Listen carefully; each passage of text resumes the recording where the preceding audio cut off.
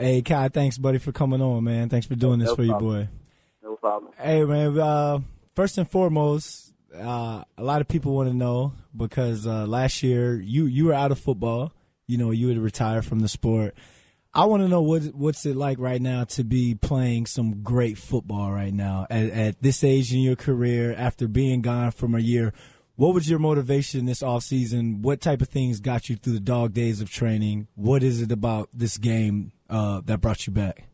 Well, you know, just being away from it made me gain a greater appreciation for the years that I had the opportunity to do this. I didn't have a really tough off season because I didn't have the expectation of playing football. So after making a phone call to Jim Pop and getting the deal worked out, I had 3 weeks to prepare for the season. So I had 3 weeks to get it done. So that's not a whole lot of time for it to be any ups and downs. I just tried to do as much as I can, as fast as I can, to be as ready as I could be to perform at a high level for the Montreal Alouettes. So you're playing all-star football for 3 weeks of training? Yep. Kids at home, don't listen to that. Kids at home, we want you training every day. We want you working hard, eating right. Kids at home, this is just a freak of nature, right? I would never plan on preparing to use 3 weeks of an off season and calling it enough. Like in my years past, I've always used months and months to prepare. I just so happened to be in a situation where I didn't have the time, so I had to play the hand that I was dealt. Yeah. Well, you know what? We'll just use the lesson for that for the kids. Kids, stay ready, stay hungry, stay ready. Get ready. That's hey, right. So you watched the game today. I was there. We were all in the locker room. We had food catered to us. You know, everyone was watching parts of the game. Edmonton jumps up 7-0. You know, they're playing great football, and then, you know, Toronto just goes on this spurt. Like this Chad Owens, Mr. All-Purpose, he's scoring. Ricky Ray, he's on fire. What is it about this Toronto team that has Montreal, us, you know, that has us, you know, our hair standing up on our backs, getting ready for them this week? What do we have to prepare for in your eyes? I mean, they're a well-oiled machine. I mean, Ricky Ray's a very good quarterback, and you know, Chad Owens, you have to be aware of where he is on the field at all times. I think those two guys are the key to their success. But I don't think there's anything about them that has our hair standing up on the back of our necks or whatnot. I mean, if anything is getting me excited and have hair standing up is that I have an opportunity to play in the Big Hole at home in a playoff game with an opportunity to go to the Grey Cup. Now that's what excites me. I mean, Toronto's going to be a very worthy opponent, but they're not, you know, they're not the key point here. I feel like we have to focus on what it is that we need to do to be the best team we could be, and if we do the things that we're capable of doing, I think we'll be okay. Hey man, I'm sorry about that question, man. That's the media side of me, man. They got me. They got me asking all these questions and stuff. Man, I know there's no script here. Don't buy that. I know how we feel.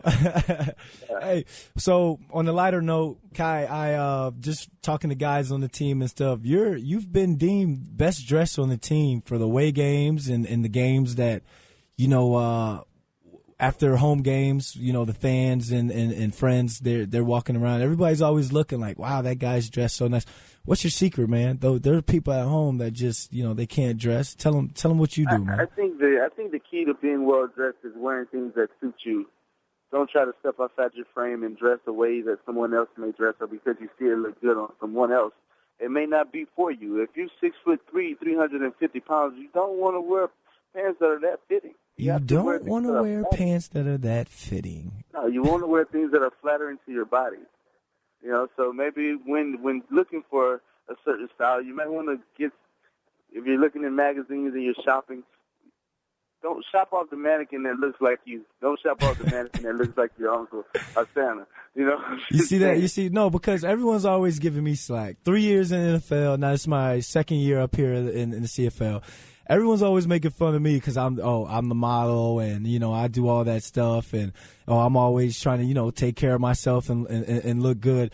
You're 6'3", you're a big dude. You're the hardest hitter in the CFL and you dress nice and you wear scarves and hats and stuff like that. Please tell the people looking good that's just something we do when we wake up in the morning. I mean, when I grew up, I was a huge fan of Deion Sanders. And Deion always said, if you look good, you feel good, you play good.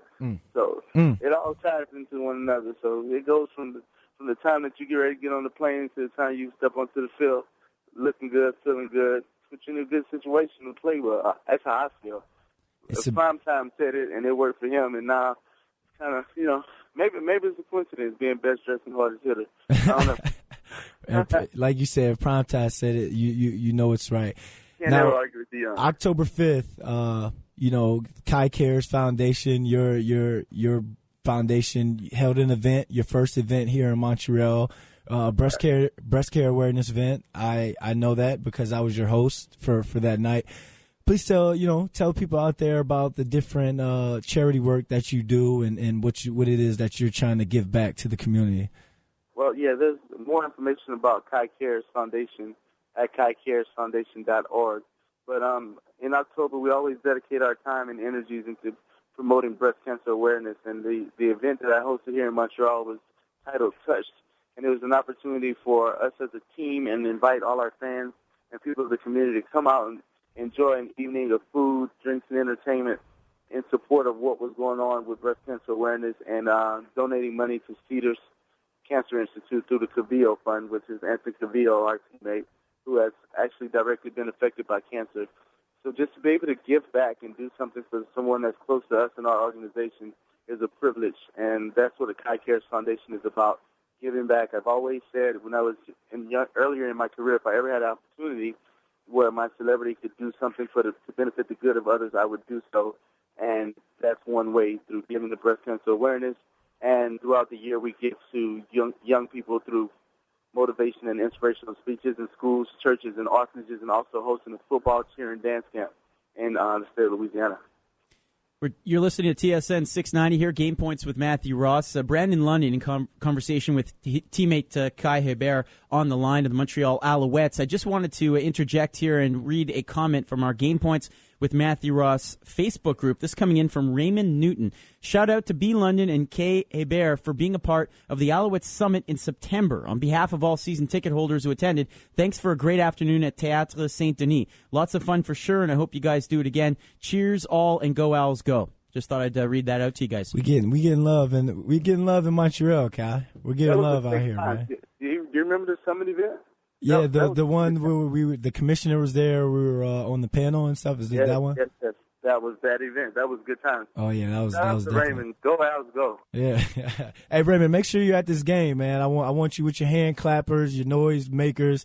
Bring a friend to bring a friend to bring a friend. We want everybody out there at the Big O Sunday. Yeah, I was going to say, Kai, tell the listeners out there. I mean, I think they're probably close to 40,000 sold right now, but it's certainly the Big O can hold. We've seen for the Alouettes up to 50, 55,000. So tell the listeners right now who maybe are on the fence about buying tickets why they should come. Well, for one, this is one of the most exciting teams that Montreal has had in recent years, and Anthony Cavillo is playing at the height of his career, and what he's doing is nothing less short of like his magic, the way that he performs on the field. So just to come out and support Anthony at this point in his career, doing what he does, and our defense being one of the top defenses in the league, I mean, it's exciting. We have the biggest trash talker according to TSN. We have the nastiest player according to TSN, and we have the hardest hitting player. So I'm not sure what it is that you're looking for when you're looking for football, but if you're a true football fan, we have everything that you want. So, and we need your support. Toronto had a pretty solid crowd today, and they made a whole lot of noise in their dome, and they cheered their team on to victory. And we know how it is when teams have to come into our hometown, and they have to deal with our fans when they're at their strongest. I think 40,000 is strong, but our strongest is going to be a little bit more than that. So anyone that's on the fence, cross on over. You can get tickets starting at $25, and that's including tax and fees.